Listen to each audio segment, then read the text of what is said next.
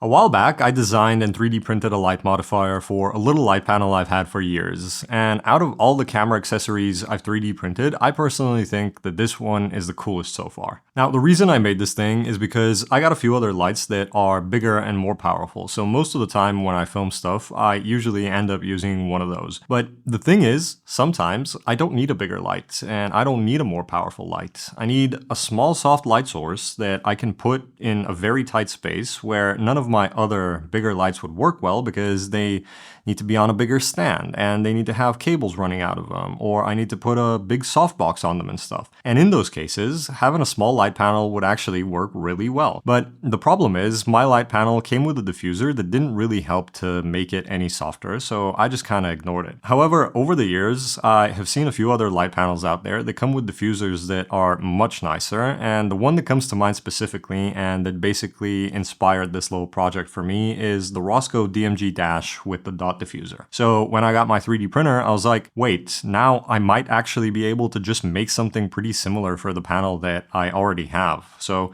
that is exactly what I did. And in terms of how I made this thing, I decided to go with a website called TinkerCad, which is sort of limited and it's kind of clunky, but it's also pretty much the most beginner-friendly option out there when it comes to designing stuff for 3D prints. And I didn't really have the patience or the time to learn something a little bit more serious like Fusion or whatever, even though I do realize that long term, if I'm going to be designing and printing more stuff of my own, it's probably a good idea to do that, and maybe I will do that at some point, but for now, for the stuff that I've been making for myself so far, or for adjusting models that I get off Maker World, the TinkerCad has been working completely fine. So I made the model for this thing in two parts, the light dome and then a bracket for my light panel, and I decided to set them up in a way where they snap together with a few magnets for a reason that I'll get to in a little bit. So I started by designing the dome, and I used the size and the shape of the dot diffuser from Rosco as kind of a reference, and honestly, that was the easy part. Only thing was that the print itself took about like 6 hours, I think, and I wanted to sit there and actually make sure that everything was going okay with it, so that was a little bit annoying, but it worked out completely fine on the first try, and then I moved on to designing the much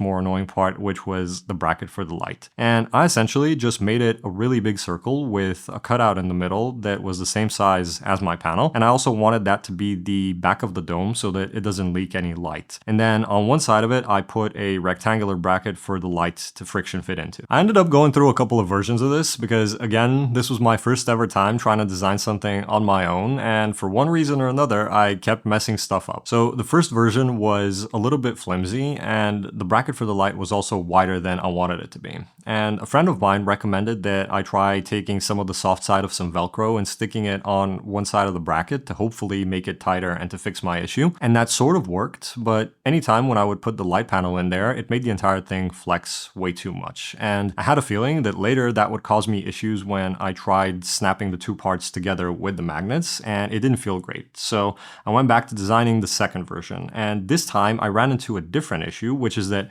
somehow, and I don't know how, I messed up the measurements of the light and I made the bracket way too small. And that is a little bit weird because I vividly remember sitting there and measuring absolutely everything with my calipers to try and get it as close to perfect as possible, and I thought I did that. But apparently at some point I got distracted and I clicked on something that I shouldn't have, and I changed some sort of dimensions on the model, and I basically made that second version completely unusable. And it was about at this point, after the second failed print, when I started realizing a crucial piece of information, which is that apparently I'm a dumbass, because I figured out that instead of printing out the entire thing every time only to realize something was wrong, I could have just printed out a small thin piece of plastic to use as a size check, just to make sure that the light panel fits in there how it should, without wasting a bunch of time and material on the full thing a bunch of times. And that's something I got off a completely different video where someone was designing some organizational stuff, and they basically printed out some little outlines for the things that they wanted to organize to make sure that everything fit together how it should. And I was like,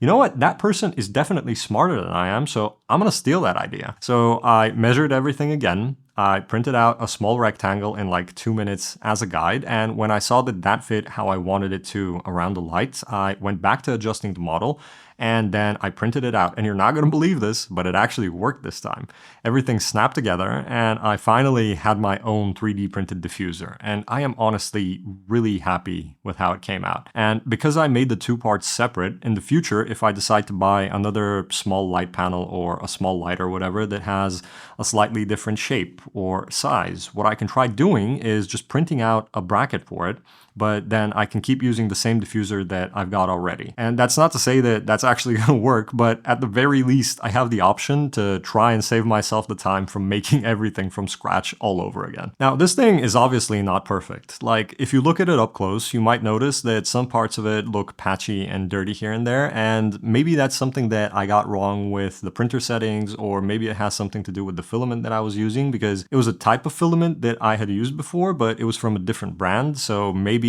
I had to set it up differently to get better results. I don't know. But when it lights up, none of that stuff really causes any issues, so I don't mind. What I care about is that it actually does what I wanted it for, which is to make the light panel a bigger and softer light source, which in my mind makes it a lot more versatile because, like I said, now I can use it in some situations where my other bigger lights might not fit as well. So I can have it on a small light stand without having to worry about any cables coming out of it, and I can pick it up and put it in a corner somewhere, or up high on a magic arm because of how small and light it is, or I can put it on my desk and have it be a key light or something when I'm recording something over there. But even if I'm not using it on its own, I can still use it in combination with some of my other bigger lights when I need something like a fill light or a hair light or whatever. And the main thing is that this 3D printed model just gives me so many more options for how I can use this panel than I had before with the original diffuser that it came with. This is another great example of how useful 3D printing can be for filmmakers,